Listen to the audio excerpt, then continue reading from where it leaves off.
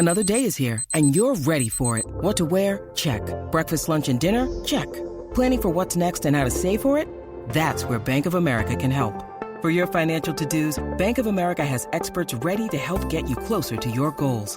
Get started at one of our local financial centers or 24/7 in our mobile banking app.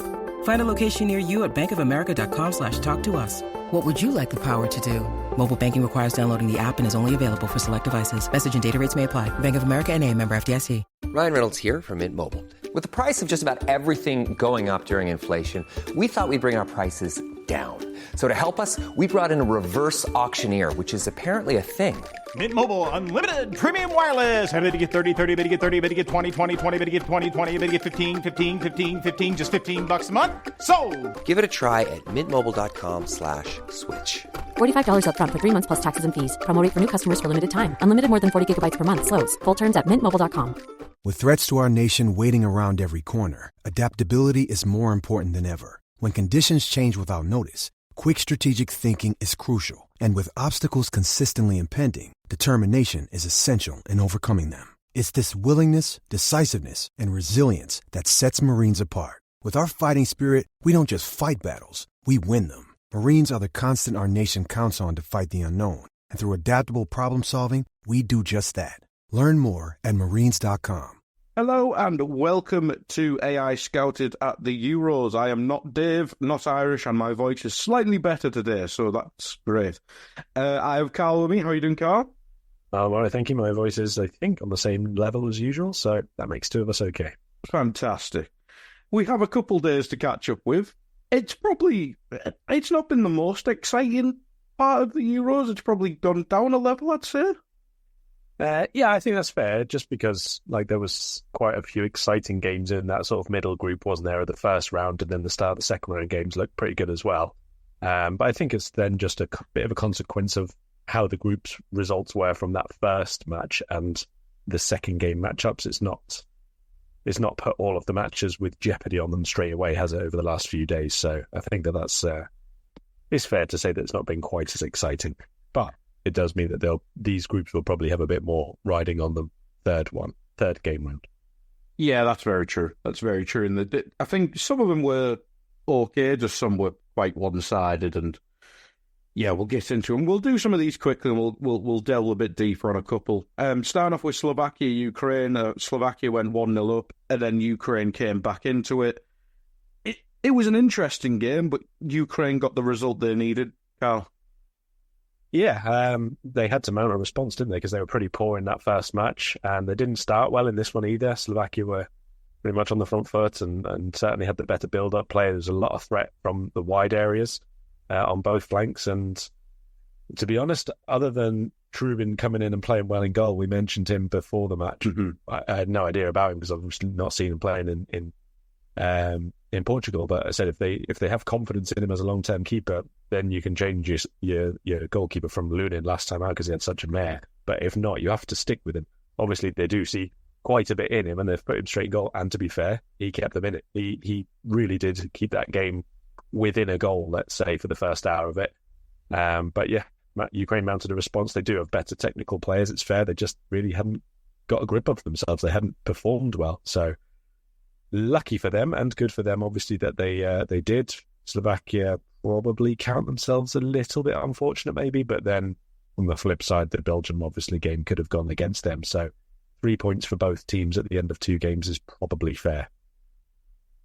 Yeah. And currently, we'll obviously get on to the Belgian game. All 4 teams are now on 3 points, so that group is all wide open. So we'll delve a bit deeper in the group once we get to Belgium.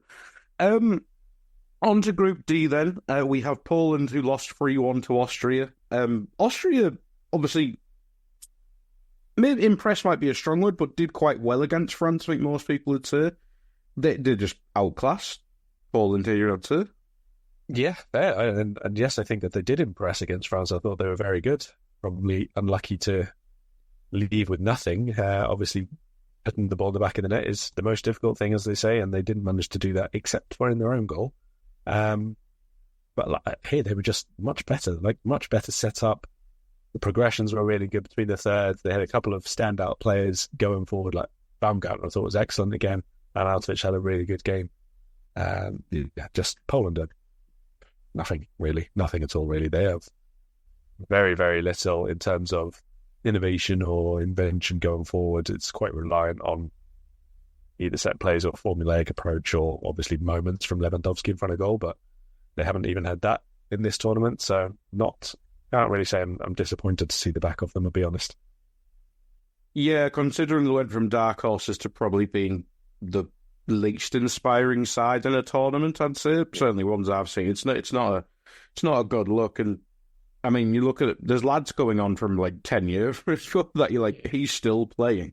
So yeah, they need to find a young core, I think, because it was a painful watch at times. Yeah, if Kamil Grosicki is still a thing, you're doing something wrong somewhere along the way. I literally saw him about to come on. I was like, is he the lad from Hull? And I was like, oh my God.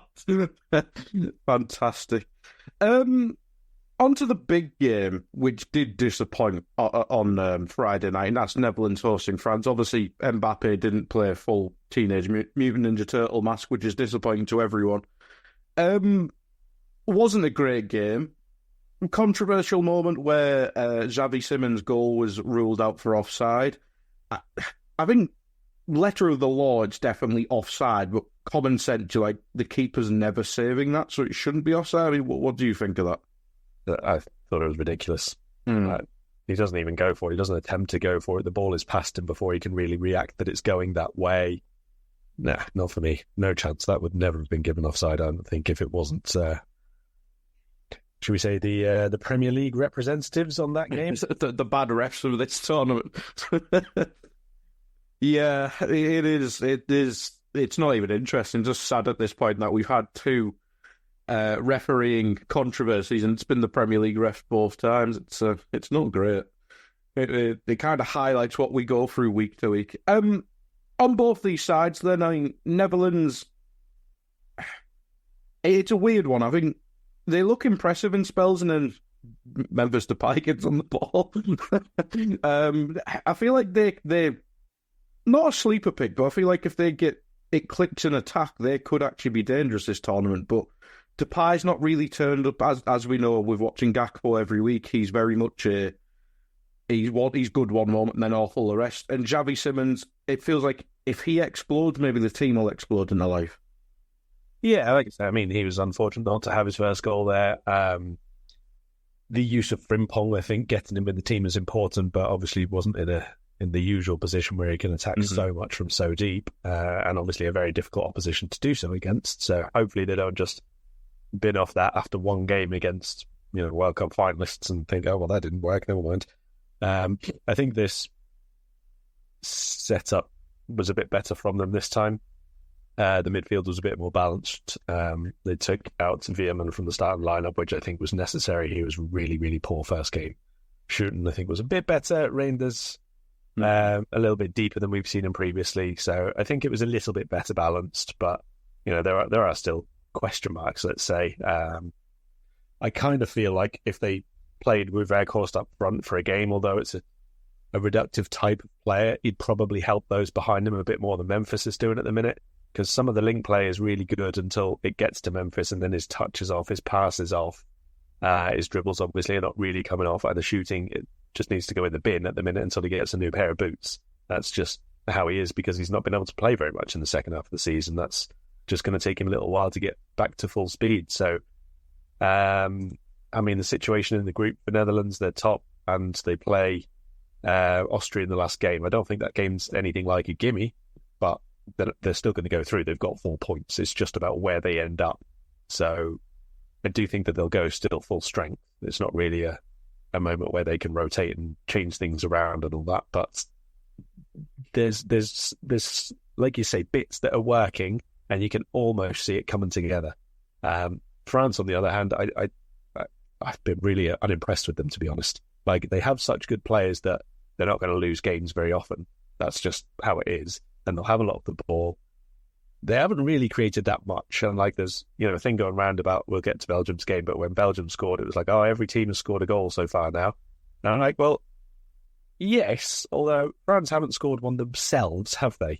So it's quite a weird thing. Really, really talented group of players, obviously. Very, very established manager, really good group. But I just don't like the way that they fit together. Like, I expected Rabiot to go left side and for them to be a bit more conservative because it's against the Dutch, and 4 points there through Poland last game, they'll probably win. But they're not there. And the difference, the disparity between how France are being spoken about and England are being spoken about, I think is quite wild, considering how much France have not impressed at all and do not look the finished article at all. And yet both teams are unbeaten and on 4 points and have the weakest team to play in the group. There's a lot of similarities there, but they're not playing well and they're not getting anything like the sort of abuse that England have so far. Yeah, it feels like if either of them, probably, I don't know, Spain and Germany been the two best teams in the competition so far, I feel like either of them sides would wipe the floor with France or England at the minute. So time will tell once we get to the knockouts, I suppose. But yeah, France need to step up. Moving on to Saturday's game then, everyone's favourite, Georgia, played Czechia, Czech Republic. I don't know which one it is. I'll go with Czechia because it's labelled that way. That last minute miss. He just didn't have the ball for it, bless him. It was heartbreaking, wasn't it? I mean, what a lightning break that was in the 95th minute, 3 of them on 1. And you almost want him to just touch it back and set it up for the third runner. But basically anything other than what he did, which was just lash it as hard as he possibly could. And that was surely... they would have been through, basically, wouldn't they? It was very, very distressing to watch, and probably that's their best chance of a win. But again, they played really, really well, and I think that they deserved to be in front when they were at half-time. Czech Republic, obviously, lots of the ball, but counter-attacking threat, I think, created a lot more for Georgia than Czech Republic's build-up play did. It was mostly just random crosses or Václav Černý just lashing the ball into the stratosphere for no apparent reason. I thought he was dreadful. I don't know why they started him. He just wanted the fans involved. Oh God, he was awful. Yeah. But Czech Republic kept going, and I think we can definitely say that they deserved at least a point from the game as well, given the number of chances they did have in the end. And in the end, the goal is basically forced in, isn't it? Just by sheer weight of numbers and times that it's there. Mamardashvili was excellent in goal, definitely kept Georgia in it once or twice. But again, loads of these Georgia players have really, really risen their stock, sort of in the way that maybe Hungary's team did a few tournaments ago, or Iceland's did a couple ones before that sort of thing. They've been largely excellent with work rate, off the ball, tactical adhesion to the plan, everything.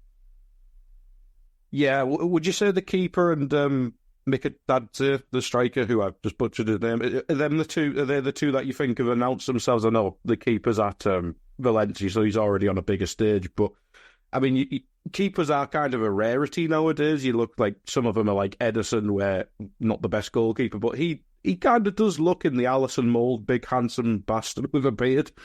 But do you think he's the one who's kind of announced himself in this Georgia side? Well, like you say, I mean, playing at Valencia already is pretty well known and very, very highly rated. I do think this kind of performance, because Valencia have not been in Europe, might be one where they say, okay, so even against the decent levels of side, he can really still perform and be relied upon, that's for sure.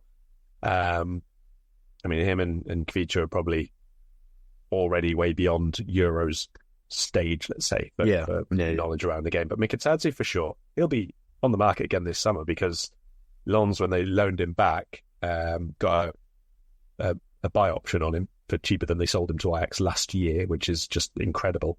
And they've still been relegated after the playoff. So you could imagine that they'll buy him and then sell him on again for a second profit in a year on him, which is remarkable work, really. I'd say the other ones who probably improved their standing quite a lot, Georgi Kotrashvili in the middle, he was really good.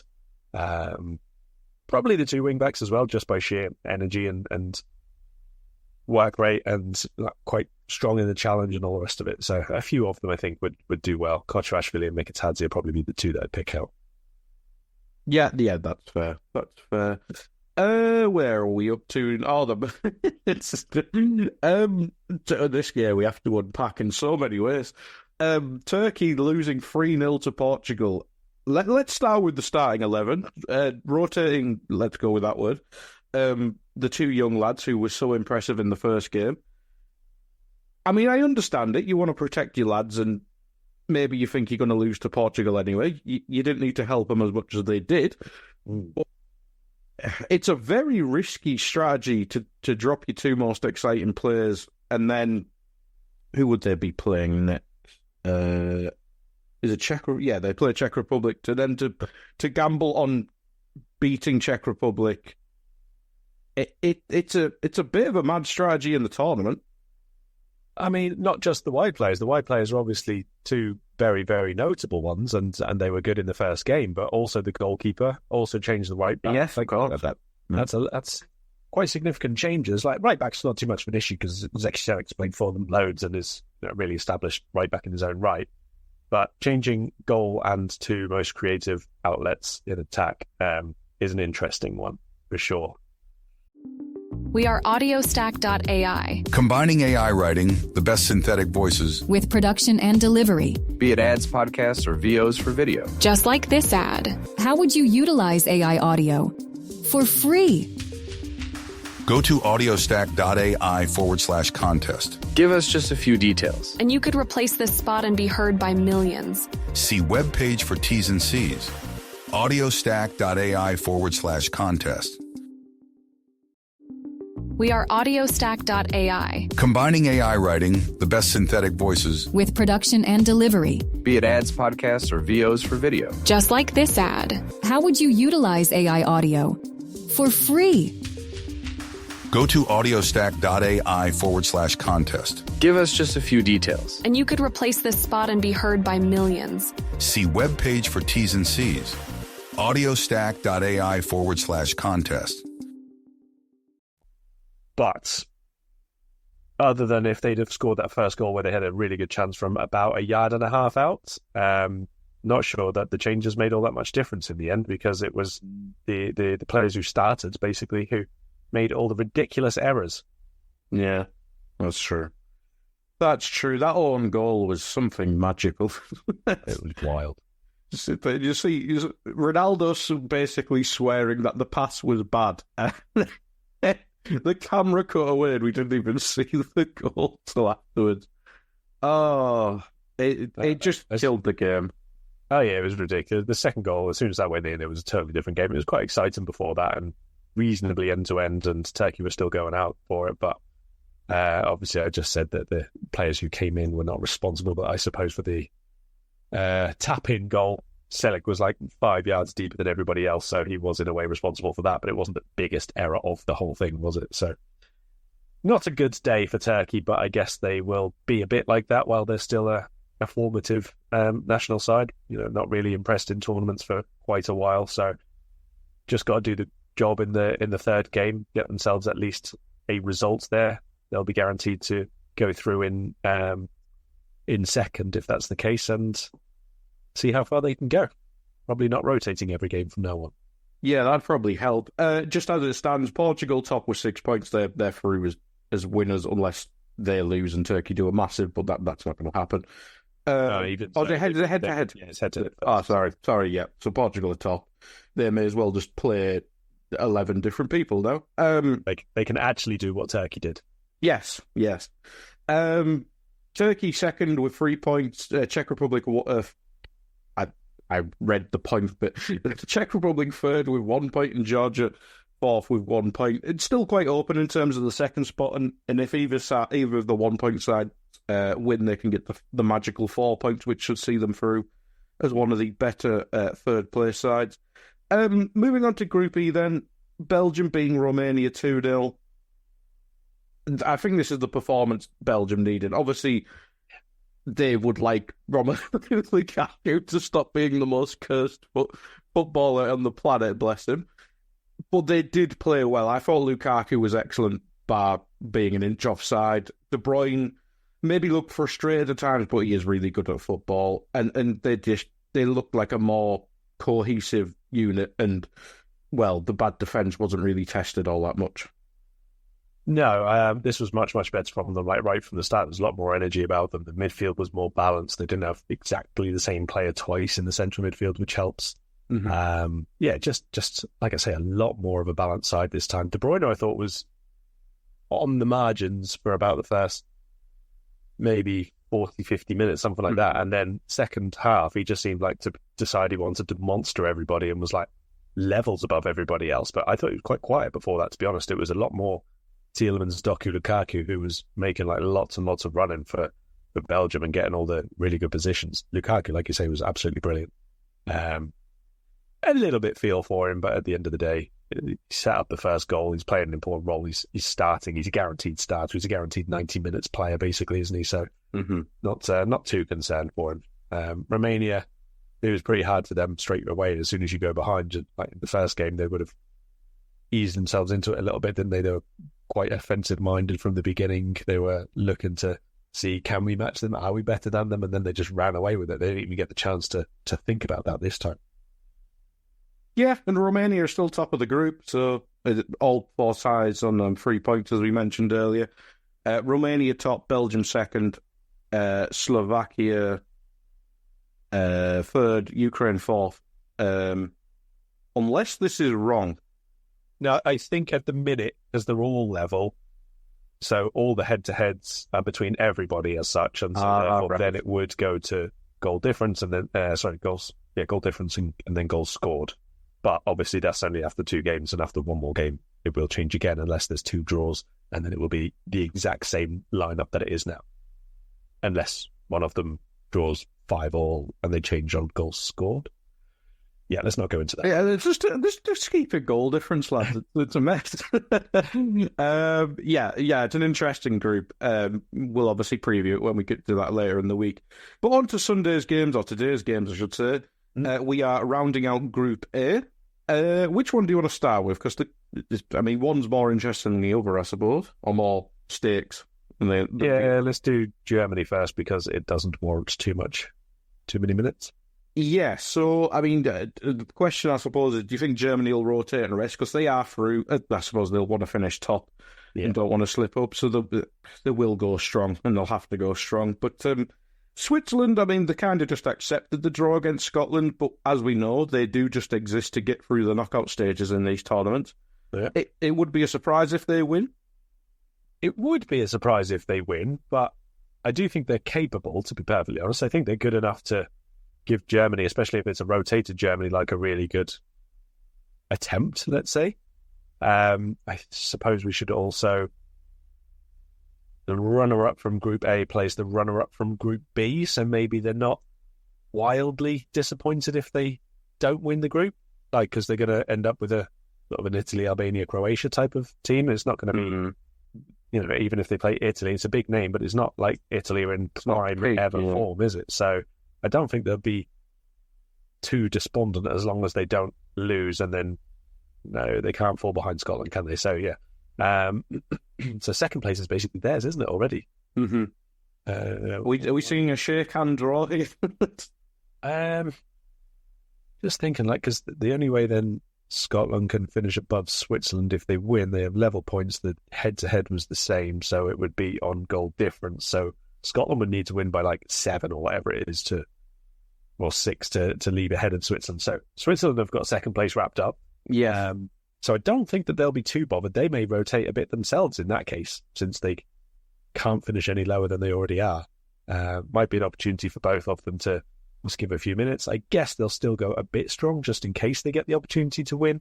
And obviously if they do, then they get runner-up in Group C, which is open, let's say. Open to debate who that might be. So either way, I think they're fine.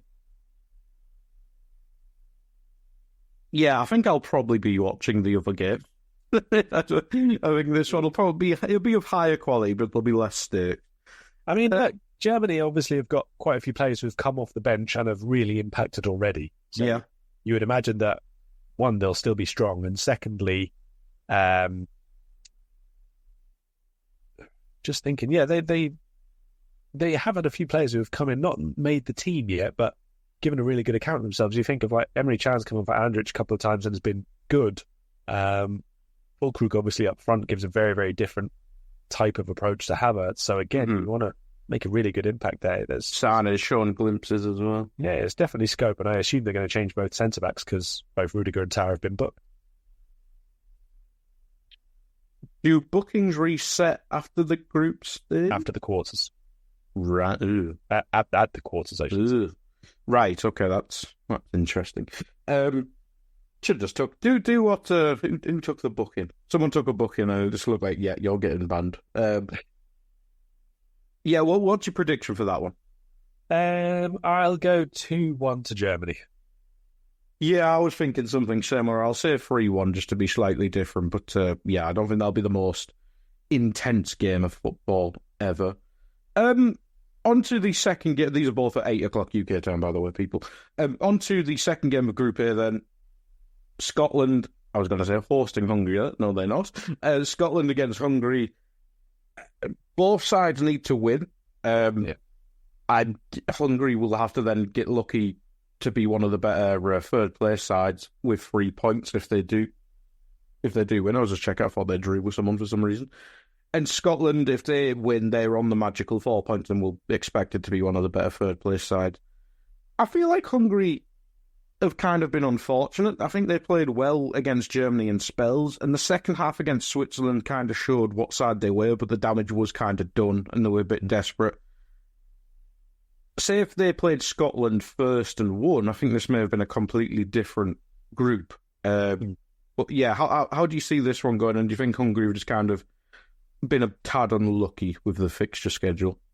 I mean, maybe a little bit, but I don't think it matters huge volume. You know, you if you're going in as the third or the fourth favourite in the group, then you're kind of eyeing up the other team, aren't you, as the game you have to win, regardless of when that is. You could argue that if Hungary and Scotland have played each other first, then they don't get a chance to acclimatise to it. You might get a player who loses on the first occasion, blah, blah, blah. So at least this way they are in and they can iron out any, possible issues with the team before that game comes around. So the performance against Switzerland was so bad as well.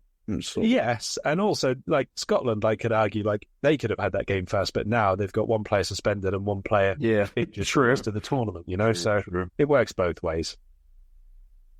Very true. How do you think this one's, not a prediction just yet, but how do you think this one's going to play? Obviously, Scotland much improved against Switzerland, which wasn't hard, but it was a step in the right direction. Hungary, as I say, kind of not done justice with some of the performances and obviously tough games.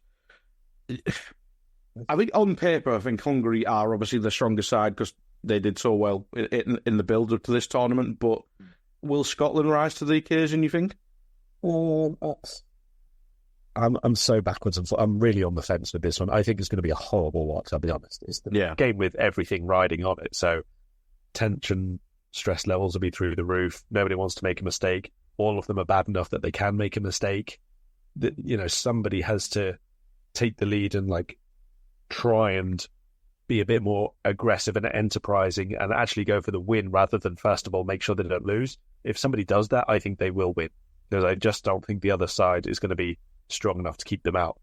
My instinct says Hungary will try and do it first because their better players are their forward players.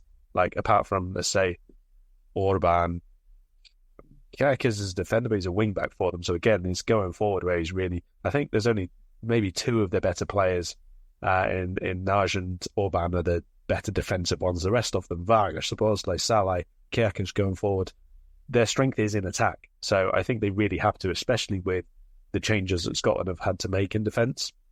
It's going to be all three games with a different defensive three.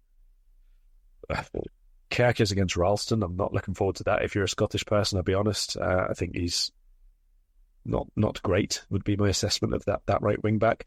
But the one thing I think Scotland have got to do is you've got to start Lawrence Shankland. You've got to be brave enough and start your goal scorer in the game you need to win. If you get that goal, if you go ahead later on, fine, bring on Shea Adams to chase down everything for the last half hour, do whatever, but don't leave yourself in a position where with 20 minutes to go, you need the goal, because it's so unlikely they'll get it. Yeah, I think they do need to be a bit braver. I think it's fine. not trying to threaten Switzerland all that much and try and settle after the Germany result. But this is the game you have to go and win. It's just do or die time. That's what it is. Do or die time. For both. Yeah, absolutely. Prediction then. 2-2. Which nobody will be happy with. And it'll be a damp squib. I'm going to back Scotland. I think it'd be nice to see them get in the knockout stage. Probably as far as they'll go, but Scottish football has been kind of on the up a little bit, not obviously like massively, but to get to tournaments consecutively, or Euros consecutively, it's been a nice spell for them. So to get in the knockout stages, whoever the hell they'd play, it'd be nice. And Hungary, even if they do get to 3 points, I'm not sure if that'd actually be enough. How many third place teams go through? I know we're probably already over 4, so possibly. At the minute, it's obviously there's so much can still change. Yeah, there's a whole game to go. But at the minute, basically, you got 2 teams already on 3 points, 1 on 2, and then 3 on 1. Those are the teams in third. But obviously, Scotland are one of them, and if Hungary win, then Hungary go to 3 rather than Scotland on 1. So at the minute, I do think 2 points is not going to be enough. 3 points will be enough for, I would say, 1. Yeah, so at the minute, Austria are first in this little mini group of third teams, then Slovakia, then Slovenia, then Albania, Czechia, and Scotland. So yeah, that'll obviously change massively with the rest of the groups. But maybe 3 points is enough then. So maybe Hungary have a lot more to play for than I thought. But I'll go 1-0 Scotland anyway. The problem with Hungary specifically is after the points, obviously, it's goal difference, and they got rather tonked so far, 2-0 and 3-1, so they're on -4. So even if they do get to 3 points, I'd be very surprised if they make it through, unless they absolutely smash Scotland and get it back to somewhere near 0 goal difference. Yeah, that'd probably... Yeah, that's not great, is it? It's not great, but yeah, maybe the dice land in their favour or something. That's it. You can only do your game now, so you got to win it and then worry about everyone else afterwards. Exactly. Well, that is the end of Group A. I presume Dave will be back for Monday's game, which is the end of Group B, which, just for reminding you, is Albania, Spain, and Croatia, Italy. So a bit more of an interesting day, at least on paper, to preview. But till then, thank you, Karl, and thank you, everyone, for listening. Goodbye. Sports Social Podcast Network. We are AudioStack.ai. Combining AI writing, the best synthetic voices, with production and delivery. Be it ads, podcasts, or VOs for video. Just like this ad. How would you utilize AI audio? For free. Go to audiostack.ai/contest. Give us just a few details. And you could replace this spot and be heard by millions. See webpage for T's and C's. audiostack.ai/contest.